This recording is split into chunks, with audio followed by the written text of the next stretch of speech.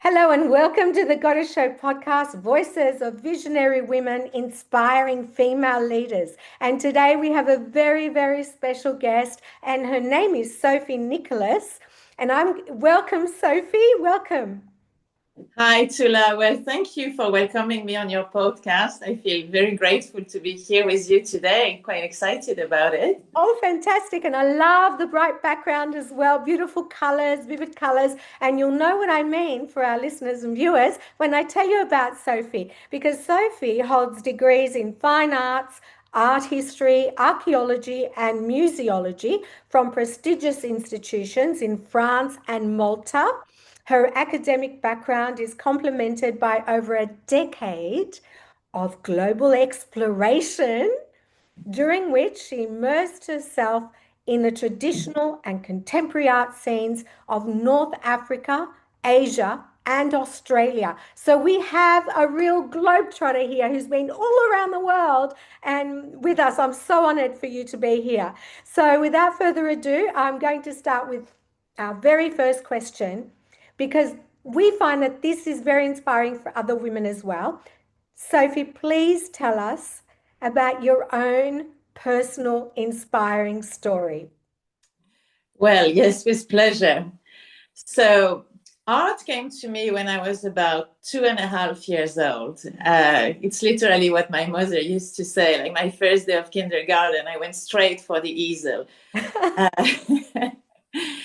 And so, as you've mentioned, I've studied fine arts in France, and my life has led me to move away from France in my 20s. And being an artist and a traveling artist, it's not quite the easy thing. So today we're lucky; we're finally in a studio that, like, you see all my art pieces around. But for years, it was really like sketchbooks, little transportable things coming with me. And I guess one of the biggest challenge was to get established when you move like just so often.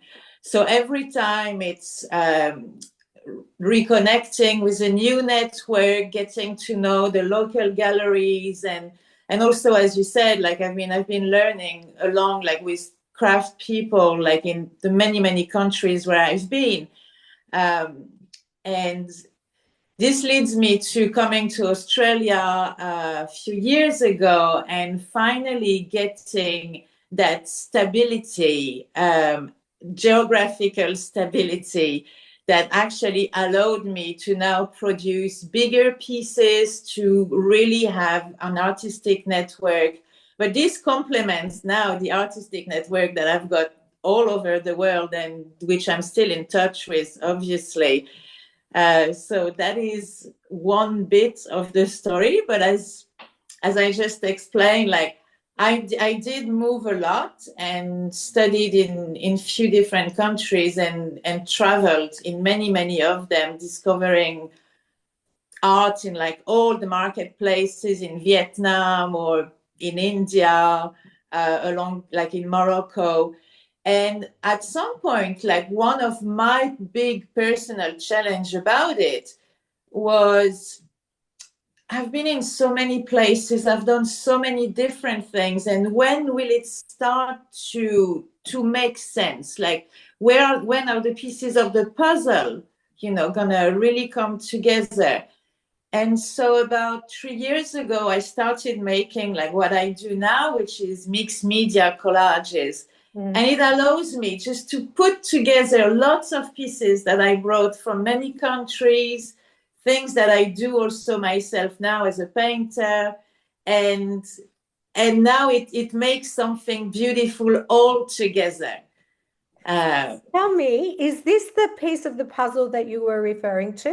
Because Yeah. what I gathered from what you said was, I specifically heard, when will this stop and when will the puzzle come together? So is this the sort of puzzle you were referring to, or were you referring to something a bit more personal, perhaps, do you think? Well, I think it comes all together. In my own personal journey as well, I'm quite a spiritual person, and something that's been my goal, particularly in the past year or so, was to. My theme has been like I'm every woman, like the Whitney Houston song, Yeah, I love that song. and well, we all do. Yeah, yeah. And it's giving me the ability to be all the woman that I want to be, and that's also what I express in my art, like by combining like lots of pieces together. Okay, I'm with you now because I understand what you mean about the puzzle because we're all made up of a million pieces, aren't we? We're so many different roles, so many different women. So consolidating all that is what you're referring to, yes? Exactly. Fantastic. Well, that I think is something that we all aspire to, don't we? Yeah, well, I hope so. Yeah, well, we would hope, yeah. So tell me, I mean, of course, you're an artist, you're in the creative field, but you must run a business with it. So tell us about the business of your beautiful creativity. Um, okay, well, I make my original pieces and I also make prints of them. I use platforms such as Instagram and any other social media to get my things to be known. But more recently, I've really started participating into group shows and exhibition and trying my luck at art prizes such as the Archibald that I've tried this year. Oh, fantastic. Congratulations. That's quite an achievement. Well, I wasn't picked, but I tried it. Yeah, and that's what counts, isn't it? And yeah. And I spent 6 months on that just one piece. So yeah, as an artist, the business really stands into networking mostly. It's getting yourself out, going to art clubs, trying and exhibitions and opening and trying to meet like as many people as you can. And things start popping up, things Fantastic. start happening. Yeah. That's great. It sounds so positive and amazing. So, if I ask you now to perhaps think back to when you first started, in terms of running the actual business of your art, what, just for our listeners and viewers, what were the very, very first steps you took? Do you remember? I guess I offered my services because I make portraits as well. Like you probably can see just one right here behind me. And I offered my services to people who say, "Well, this is what I do, and would you be interested to get your own portrait?" And promoting that along, um, like has worked like pretty well. But again, yeah, participating into like getting the guts. The hardest bit is to get the first painting out of the house to go to the first exhibition. And that day you're kind of like praying and it's so funny. But it's all like it comes down to having courage to show what you do. Because it's Because quite personal, isn't it? Exposing your work to the world. it is. So really, the very first step is getting that first painting out, isn't it? Yeah. I do remember. Like, I mean, the portrait his was it was the first one I actually entered into an art prize a few years ago. And I think I do still have a video of me just crossing the threshold of my door and being like, okay, now there is no coming back. Just go for it. And Fantastic. yeah, That's it's really about doing. inspiring for women, I'm sure. So tell me, what makes you, because I remember when we met, you also spoke about creating pieces empowering women. Why are you so passionate about your artwork, do you think?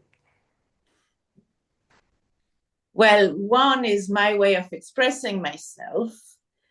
Uh, and second, I'd say that I love to bring colors in the world into this world. And as you can see, like mine are like really, really colorful. I think we are often given, like on the news or in the medias, like a very dark version of our world. And it is our role as artists to turn the ugly into beauty, to turn the random into the special. And I'm very, very proud of being an artist for that, to be able to transcend and transmute those ugliness that we can see sometimes. Thank you for saying that, to bring light and color into the world. That's For amazing. example, there is a project that I will be participating in. That's not mine, but it's called. I'll promote it a little bit, but it's called Art for Healing. And it's about putting artworks and paintings into hospital wards that are specialized on women's health, such as like the chemotherapy rooms and all, because we know that when people look at something beautiful or something colorful, it makes them just like feel better inside and accept their treatment like in a much more like relaxed way. So this That's is one of the things that I do. That's such a great idea because it is actually scientifically proven. I mean, different senses, colors and scents and sounds have different psychological effects on us all. So it actually has, that's a really good idea. That's fantastic. I will let her know. Yeah, that'd be great. Now, tell me, what have been I mean, we talked a little bit about challenges, but what would you say have been your biggest challenges so far? And did you overcome them and how did you do it? Yeah, okay. I'm going to tell you the challenges I've got for my ongoing project because you were also talking about how do I empower women, like with what I do. And so I've started a project about female body positivity. The first one is actually just here, like right behind me. Oh, And wow. I That's think amazing. on this one, it is my own body, but we've got many more to come.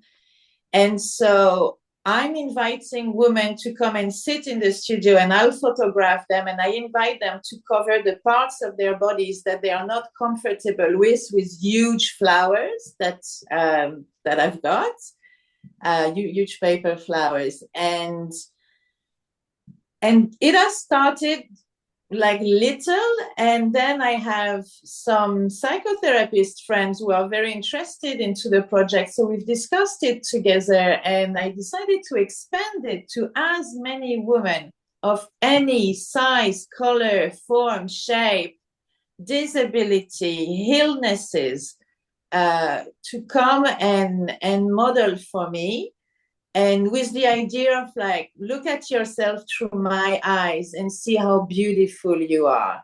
Oh, that's beautiful.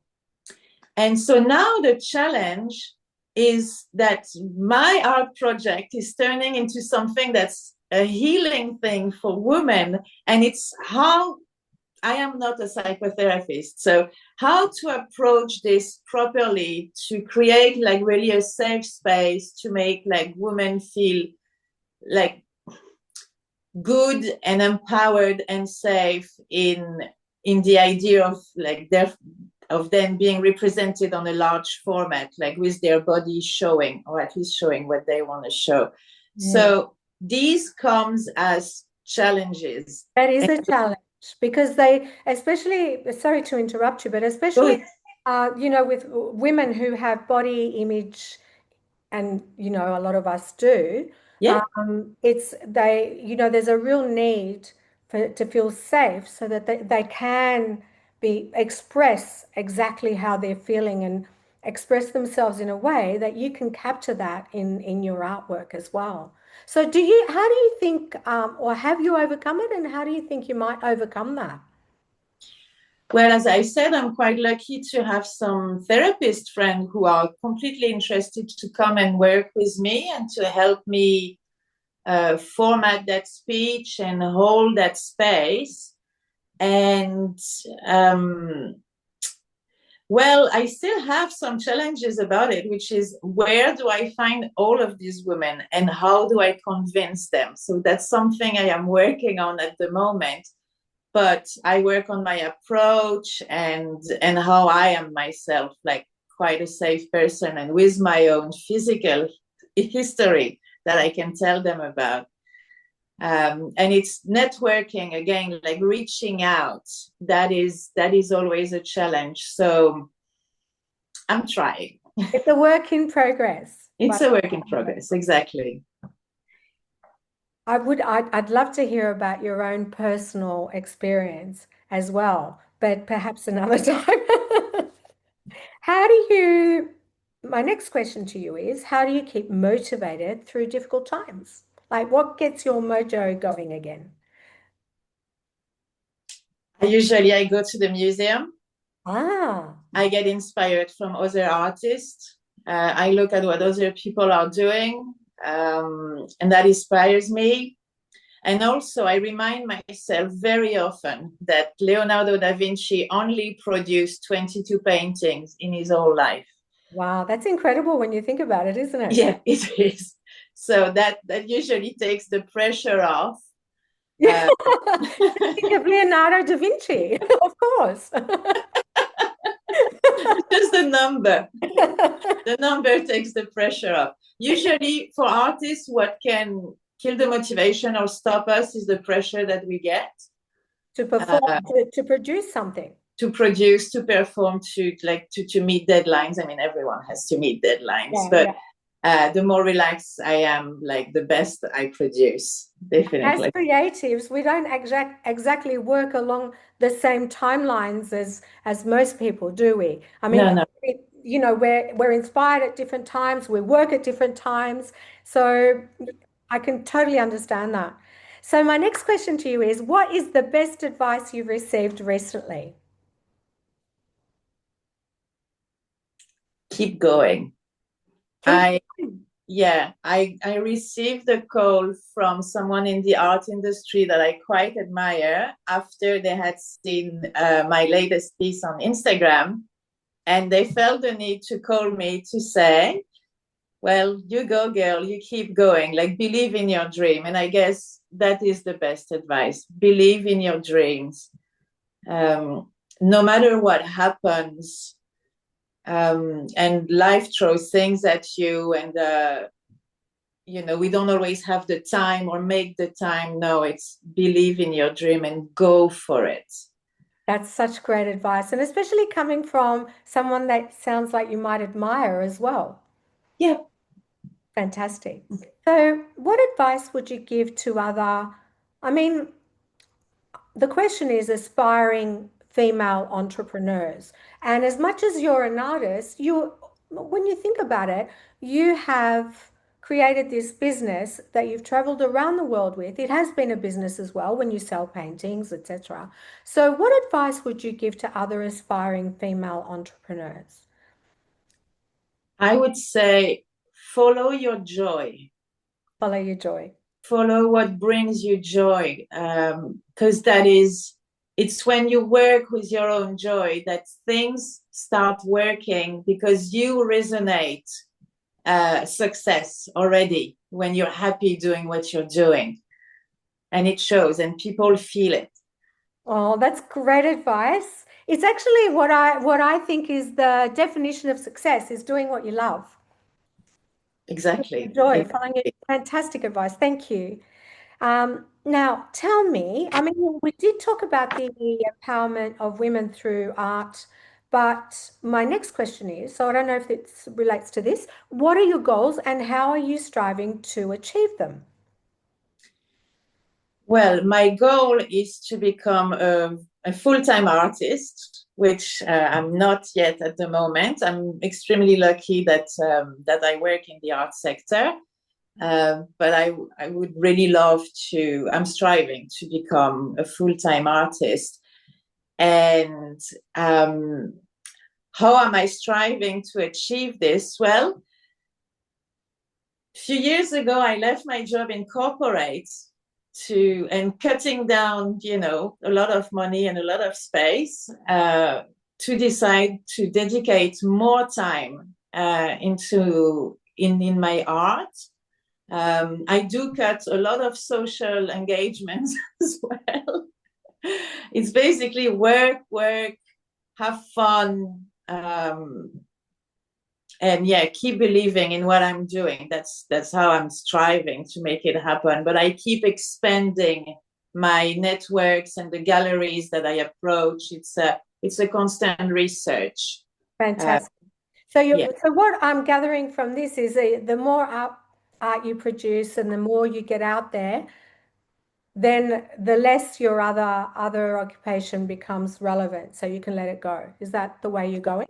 Yeah, Yeah. exactly. That's exactly. Fantastic.